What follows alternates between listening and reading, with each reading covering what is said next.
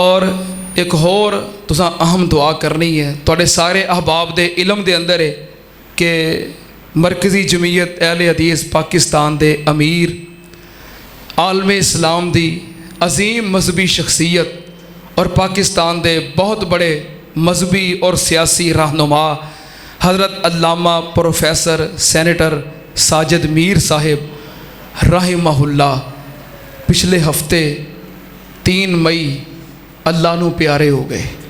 इन्ना लिल्लाहि व इन्ना इलैहि राजिऊन।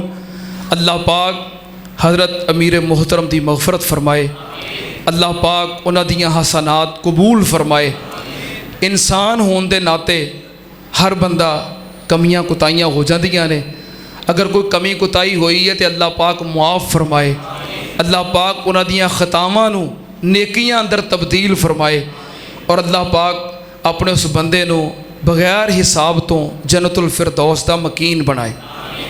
हज़रतुल अमीर अल्लामा प्रोफेसर साजिद मीर साहब ने हज़रत अल्लामा एहसान इलाही ज़हीर शहीद रहमतुल्लाहि अलैह उन्हां दे नाल वक़्त गुजारिया। बल्कि हज़रत अमीर मोहतरम क्या करते सन कि मैं जो नाइजीरिया तो वापस आया तो मैं कुछ मुश्तरका दोस्त जो मेरे भी दोस्त सन और अलामा साहब के भी दोस्त सन, उन्होंने कहा कि मैनू अलामा साहब को बचाओ। अलामा साहब ने मैनू जमात च लैके आना है तो मैं कोई तसनीफ़ी काम करना चाहना। मैं तनजीमी ज़हन का बंदा नहीं, तनजीमी मिजाज का बंदा नहीं, मैं तसनीफ़ी काम करना चाहना।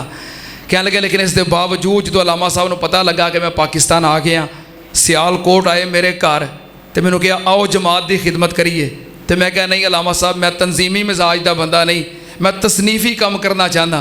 तो अलामा साहब कहने लगे यार तसनीफ़ी काम मैं नहीं कर रहा, ये आपे नाल नाल हुंदा रहेगा। मैनू ज़बरदस्ती बाजू तो पकड़िया तो नाल लै आए, यानी जमात के अंदर लैके आने वाले हज़रत अल्लामा शहीद रहमतुल्लाह अलैह ने। फिर अल्लामा शहीद तो बाद अल्लाह ताला ने जमात की क़यादत की जिम्मेदारी हज़रत अल्लामा प्रोफेसर साजिद मीर साहब के कंधियां ते पाई। उन्होंने मुसलसल 33 साल जमात की सरबराही की है। 33 साल मरकज़ी जमीयत अहले हदीस पाकिस्तान के अमीर रहे। इस तरह 31 साल पाकिस्तान की सब तो बड़ा पार्लीमानी इदारा ईवान बाला सैनट के रुकन रहे। 31 साल सैनेटर रहे और 33 साल मुसलसल मरकज़ी जमीयत अहले हदीस पाकिस्तान के अमीर रहे। हुण तुहानूं पता ना जिहड़ा बंदा इन्ना मसरूफ होए, मजहबी जिम्मेदारियां भी होण, सियासी जिम्मेदारियां भी होण, उहदी मसरूफियत कितनी हुंदी है। हुण तुसीं हालांकि ना सैनेटर हो, ना किसी जमात के सरबराह हो, ना तुहाड़ियां उस हवाले नाल जिम्मेदारियां ने, इस दे बावजूद तुसीं कहंदे हो कि असीं इन्ने मसरूफ हाँ कि आवा साहब नमाज पढ़न का टाइम नहीं लगता, कुरान पढ़न का टाइम नहीं लगता। हज़रत अल्लामा प्रोफेसर साजिद मीर साहब एक बहुत बड़ी जमात के सरबराह सन और नाल नाल सैनट के रुकन सैनेटर भी सन। इतनिया मसरूफियात के बावजूद हज़रत अमीर मोहतरम रोज़ाना कुरान पाक की एक मंजिल तलावत करते सन। रोज़ाना कुरान पाक की एक मंजिल पढ़ते सन और 87 साल की उम्र के अंदर उन्होंने वफात हुई है। आखिर तक हर साल नमाज तरावी की जमात करवाते रहे ने, आखिर तक नमाज तरावी पढ़ाते रहे ने। ये खूबी मेरे अल्लामा शहीद दी सी। अल्लामा शहीद भी जिंदगी के आखिरी साल तक नमाज तरावी की इमामत करवाते रहे। उन्होंने दोस्त प्रोफेसर साजिद मीर साहब भी आखिर तक नमाज तरावी की इमामत करवाते रहे।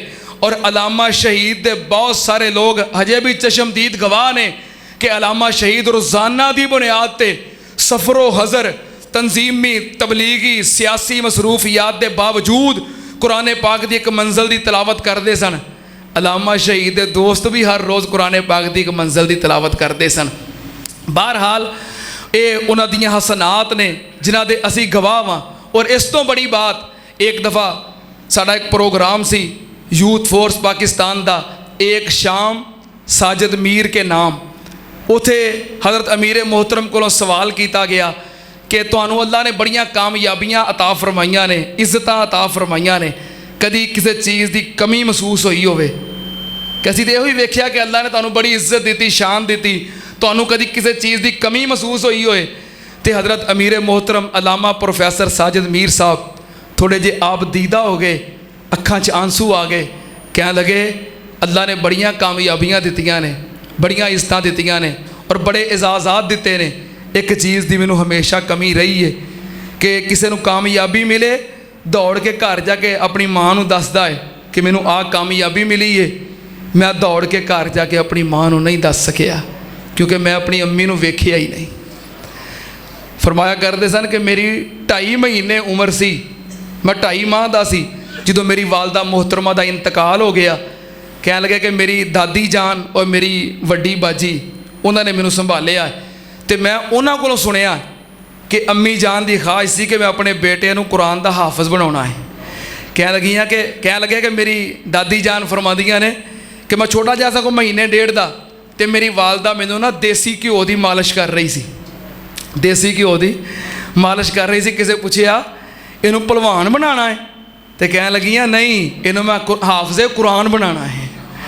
तो कह लगे मैं किसी को सुनिया कि मेरी वालदा मोहतरमा की ख्वाहिश सी कि मैं अपने बच्चे को हाफिज बनाना है तो मैं फिर कुरान पाक हिफज किया अपनी माँ की ख्वाहिश पूरी करने वास्ते।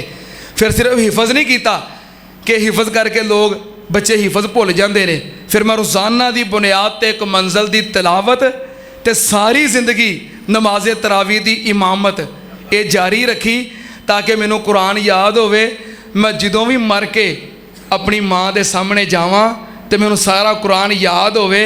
मैं आखा माँ जी तुहाडी ख्वाहिश सी कि अपने पुत्र को हाफिज बनाना है, तुहाडा हाफिज पुत्र आ गया, जिथों दिल करदा जो उत्थों ही सुन लो।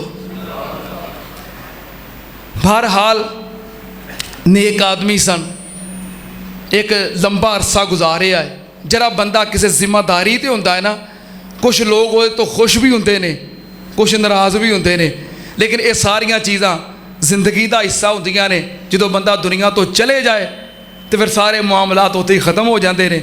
असी दर्दे दिल नाल दुआ गो हाँ और ये अपील करने तुहाडे कोलों भी कि दुआ फरमाओ अल्लाह पाक अमीर मोहतरम अलामा प्रोफैसर साजिद मीर साहब की मगफरत फरमाए, अल्लाह पाक उन्होंने दर्जात बुलंद फरमाए, अल्लाह पाक उन्होंने अपनी माँ के नाल मुलाकात कराए, अल्लाह पाक उन्होंने हज़रत अलामा शहीद यज़दानी शहीद और उन्होंने दरीना दोस्त मेरे उस्ताद मोहतरम मुनाज़िर इस्लाम हाफिज़ अब्दुल्ला शेखुपुरी रहमतुल्लाहि अलैह, अल्लाह पाक उन्होंने नाल ही जन्नत इकट्ठियां कर दे। ताज़ियत का सिलसिला पूरे पाकिस्तान के अंदर जारी है। मेरे नाल हालांकि मैं एक अदना जिहा कारकुन हाँ, मेरे नाल कितने अहबाब ताज़ियत कर चुके। वफात तो अगले दिन में आया, मेरे महल्ले के सारे लोग तुहाडे अमीर मोहतरम फौत हो गए ने, अल्लाह का हुक्म, अल्लाह पाक उन्हां दी मगफरत फरमाए। मस्जिद अंदर गया सारे नमाजी, दुकान ते गया सारे कारोबारी नाल काम करने वाले दुकानदार हजरात, मेरे अजीज़ो अकारब, मेरे रिश्तेदार, ये सिलसिला जारी है। इन्नी मुहब्बत हत्ता कि जमीयत उलमाए इस्लाम पाकिस्तान के कायद मौलाना फजलुर रहमान साहब तज़ियत वास्ते आए तो कह लगे मेरे नाल तज़ियत करो क्योंकि साजिद मीर नाल मेरा बड़ा गहरा तल्लक सी। बहरहाल सारियां दे नाल मुहब्बत दे नाल प्यार दे नाल अमन दे नाल रहन वाले लंबा अरसा गुजार के चले गए। दुआ करो अल्लाह पाक उन्हां दी मगफरत फरमाए, हसनात कबूल फरमाए, अल्लाह पाक खतावां नूं भी नेकियां अंदर तब्दील फरमाए, अल्लाह पाक उन्होंने बगैर हिसाब तो जन्नत का मकीन बनाए, अल्लाह पाक जमात नूं नेमुल बदल अता फरमाए। इन्ना लिल्लाहि व इन्ना इलैहि राजिऊन। अल्लाहुम्मा अजुरना फ़ी मुसीबतना वखलुफना खैरम मिनहा। अल्लाह सानू जमात नूं हज़रत अमीर मोहतरम दा नेमुल बदल अता फरमा। अल्लाह जो किताबो सुन्नत दा मिशन सैयद दाऊद गज़नवी रहमतुल्लाह अलैह, मौलाना इस्माइल सल्फ़ी रहमतुल्लाह अलैह, हाफिज़ मोहम्मद गोंदलवी रहमतुल्लाह अलैह, सैयद अबू बकर गज़नवी रहमतुल्लाह अलैह और शेखुल हदीस मौलाना अब्दुल्ला रहमतुल्लाह अलैह, हज़रत अल्लामा एहसान इलाही ज़हीर शहीद रहमतुल्लाह अलैह, मौलाना मोइनुद्दीन लखवी रहमतुल्लाह अलैह और मियाँ फजल अक रहमतुल्लाह अलैह जिस मिशन को चला रहे सन। हज़रत अल्लामा प्रोफैसर साजिद मीर साहब जी की आबयारी कर रहे सन। अल्लाह इस किताबो सुन्नत के मिशन को ताकि आमे क़यामत जारी फरमा। अल्लाह साढ़े तमाम फौत शुदगान कायदीन शुहदा उलमा जो तेरे दीन की खिदमत करते दुनिया तो चले गए, अल्लाह उन्होंने दर्जात बुलंद फरमा। अल्लाह सानू दीन की खिदमत की तौफीक अता फरमा। अल्लाह सारा जीना इस्लाम उत्ते फरमा और मरना ईमान ते फरमा।